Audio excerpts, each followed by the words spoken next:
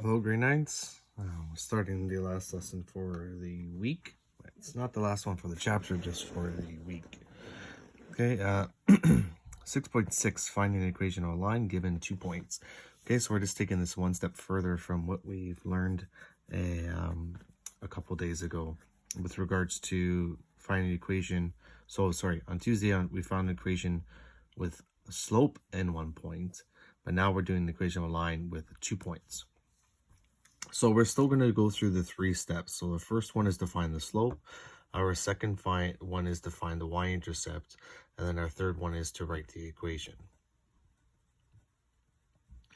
Okay, so our slope, which is m, our y-intercept, which is b, and then our equation as our final step, since it asks for the equation. Okay, so to find our slope, in the previous ones, the last one, it was given to us. So we didn't really have to find it. But now we're not given the slope. We're given 2 points.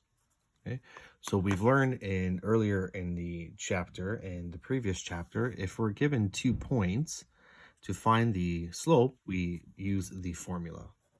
So y2 minus y1 over x2 minus x1. So we have x1, y1, x2, y2. So y2 is 12, subtract y1, which is 3, over x2, which is 4, subtract x1, which is 1.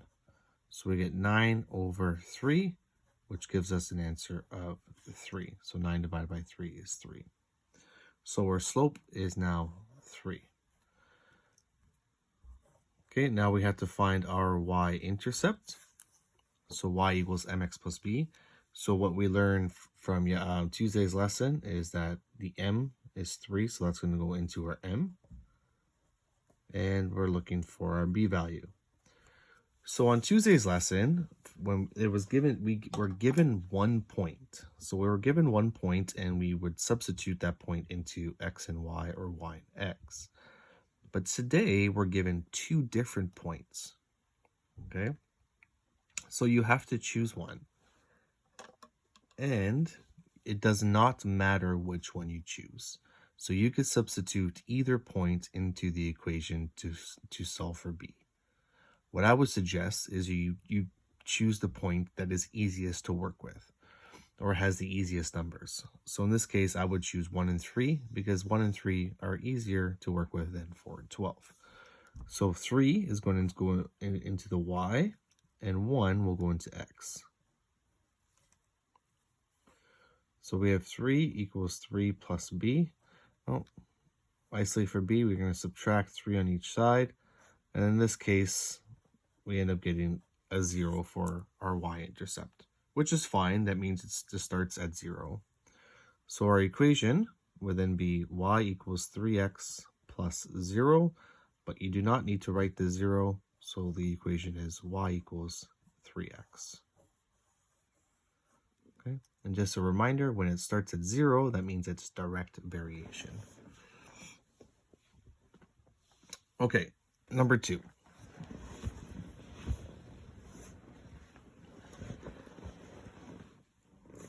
Okay, so line passes through these 2 points, find the equation. So again, we're doing our three steps. So find slope, find the y-intercept, and then write the equation. So x1, y1, x2, y2. So we get negative 8, which is y2, subtract our y1, which is negative 2. So subtract a negative 2. Then we have x2, which is 6, subtract our x1, which is negative 3. Okay, so just a refresher, when we have the subtract a negative or 2 negatives, this becomes plus.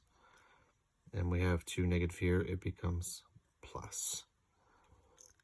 So we get negative 8 plus 2, which is negative 6. And over here we get 6 plus 3, which is 9.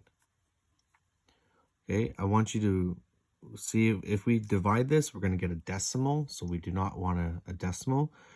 So we're going to leave it as a fraction, but of course, anytime if you could reduce it, please do. So this reduces to negative 2 over 3. And that is our m. Okay, now for our b. So y equals mx plus b. We substitute negative 2 over 3 into m. We're looking for a b value. And again, we're going to choose one of the points to plug into our y next. It does not matter, again, which one to use. I'm going to use this one just because it has a positive value, but it doesn't matter. So if I plug in 6 into my x and negative 8 into y, I'm going to need more room.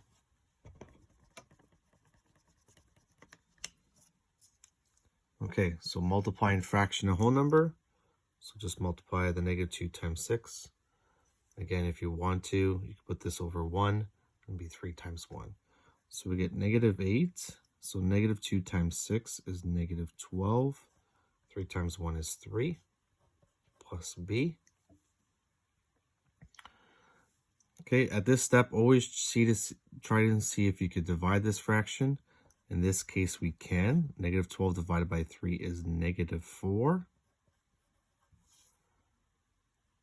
Now we're going to cancel out the negative 4 because we want to isolate for b. So add 4 on both sides.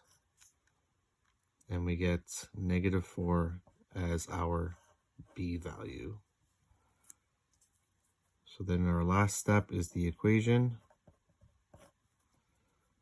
So we get y equals negative 2 over 3x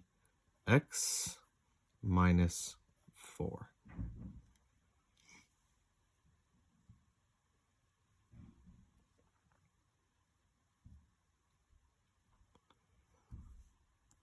All right, last one. Find the equation of a line with an x-intercept of negative 4 and a y-intercept of 8. So we did touch on a question like this when we're doing our slope section, which was chapter 5. So just a refresher that these two are actual points. So an x-intercept of negative 4 is a point negative 4 and 0, and a y-intercept of 8 means that's a point 0 and 8. So 3 steps again, find our slope. So y2 minus y1, x2 minus x1. So our x1, y1, x2, y2. So y2 is 8, subtract y1, which is 0, all over x2, which is 0, subtract x1, which is negative 4. So negative, subtract a negative is positive, so we get 8 over 4, and 8 divided by 4 is 2. Now find the y-intercept.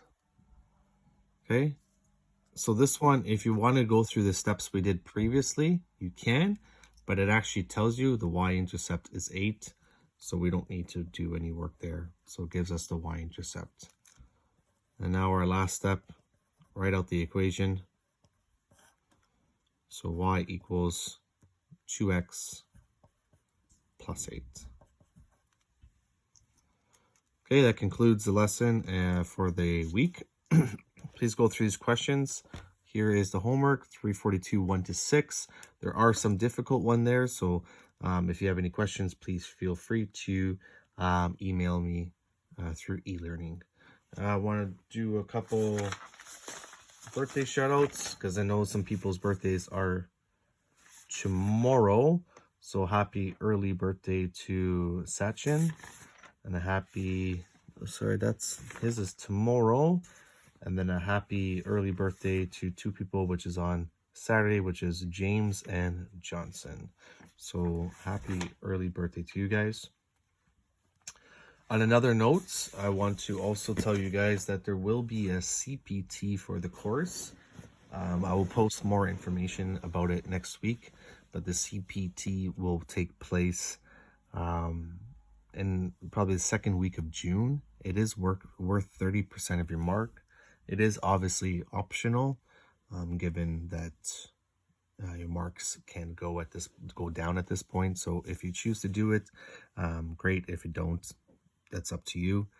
But if you would like to boost your mark up and you think you would be able to with the CPT, then that'd be a good option for you.